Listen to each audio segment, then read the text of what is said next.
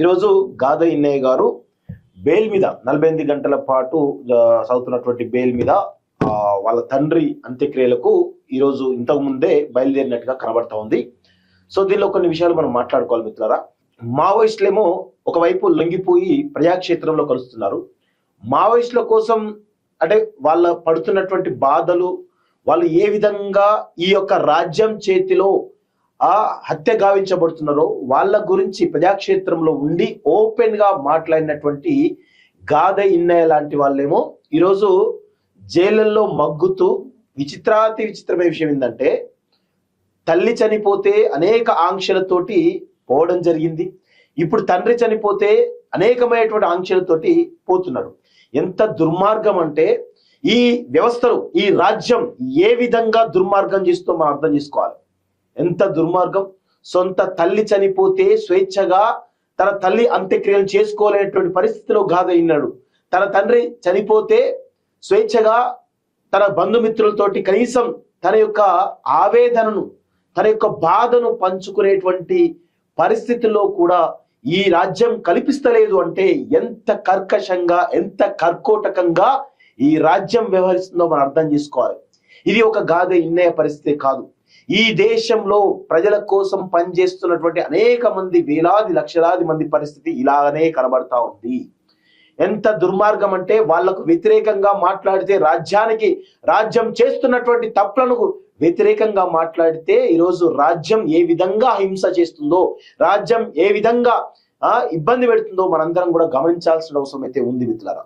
So ఎంత దుర్మార్గం. మావోయిస్టులేమో లొంగిపోయి ఈరోజు ఏ పార్టీలో చేరాలి, ఏ విధంగా ప్రత్యామ్నాయ రాజకీయాలు చేయాలని ఆలోచిస్తా ఉంటే, ఇంకొక వైపు మావోయిస్టులకు సంబంధించినటువంటి ఈ యొక్క ఫేక్ ఎన్కౌంటర్ల మీద మాట్లాడినటువంటి గాదా ఇన్నయ్య లాంటి వాళ్ళేమో జైళ్ళల్లో మొగ్గుతూ తన కుటుంబాలను, వాళ్ళ యొక్క కుటుంబాలు చిన్నాభిన్నం అవుతా ఉన్నాయి. తండ్రి చనిపోయిండు, గాదా ఇన్నయ్య గారి తండ్రి చనిపోయిండు, గాదా ఇన్నయ్య గారి తల్లి చనిపోయి ఈరోజు ఆ కుటుంబం అతలాకుతలం అవుతా ఉంది. దీనికి కారణం ఎవరు? మోడీ కాదా? దీనికి కారణం ఎవరు? అమిత్ షా కాదా? దీనికి కారణం ఎవరు? కేంద్రంలో ఉన్నటువంటి ప్రభుత్వం కదా? దీనికి కారణం ఎవరు? రాష్ట్రంలో ఉన్నటువంటి ప్రభుత్వం కదా? బీజేపీ కాంగ్రెస్ ప్రభుత్వాలు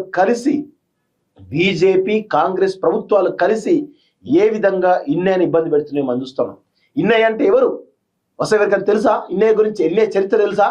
తెలంగాణ రాష్ట్రం కోసం 1994 నుంచి కూడా 2014 వరకు కూడా దాదాపు కేసీఆర్ కొట్లాడింది 14 సంవత్సరాలు అయితే గాదా ఇన్నయ్య గారు కొట్లాడింది 20 సంవత్సరాలు. 20 సంవత్సరాలు పైగా తెలంగాణ కోసం కొట్లాడి ఎక్కడ కూడా కాంప్రమైజ్ కాకుండా, పదుల కోసం పోకుండా, డబ్బుల కోసం ఆశపడకుండా కేవలం తెలంగాణ కోసమే, తెలంగాణ వస్తే ఇక్కడి ప్రజలకు నీళ్లు వస్తాయి, నిధులు వస్తాయి, నియామకాలు వస్తాయి అనేటువంటి ఒకటే ఒక లక్ష్యంతో పనిచేసింది కదా. తెలంగాణలో ఒక సామాజిక మార్పు వస్తుందని పనిచేసింది కదా.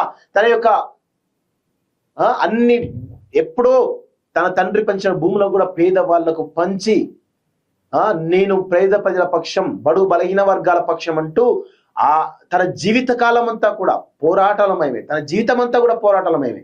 అలాంటి పోరాట యోధుడు ఈరోజు కష్టాల్లో ఉన్నాడు. అలాంటి పోరాట యోధుడు ఈరోజు ఇబ్బందుల్లో ఉన్నాడు. తన కుటుంబం ఇబ్బందుల పాలైంది.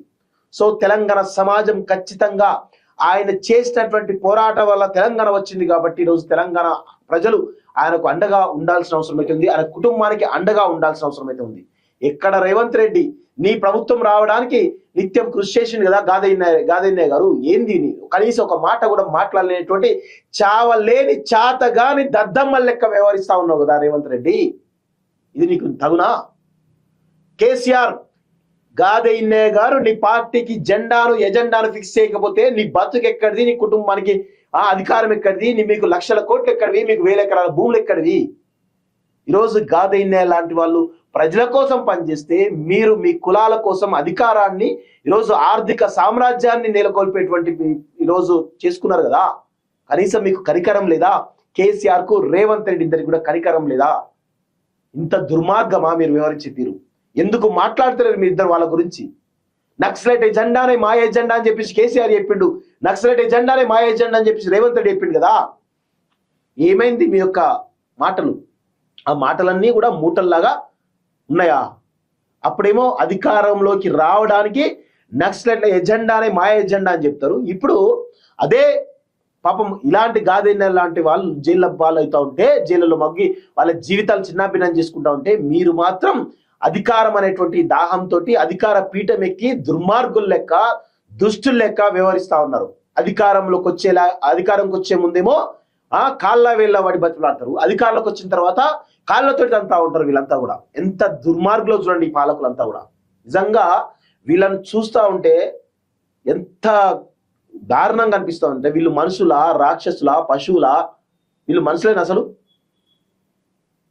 తండ్రి చనిపోయి తల్లి చనిపోయి ఆయన కుమిలిపోతా ఉంటే కనీసం స్పందించినటువంటి ఈ వీళ్ళని ఏమనాలి? ఒక్కసారి ఆలోచించండి. వీళ్ళ గాదైన్య లేకపోతే వీళ్ళ బ్రతుకులు ఎక్కడ? చిప్ప బతుకులు కదా. కేసీఆర్ చిప్ప బతుకులు కదా, రేవంత్ రెడ్డి చిప్ప బతుకులు కదా.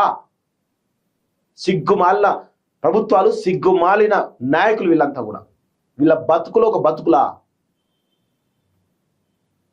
నిజంగా నాకు ఆవేశంతో, ఆవేదనతో మాట్లాడుతున్నాను.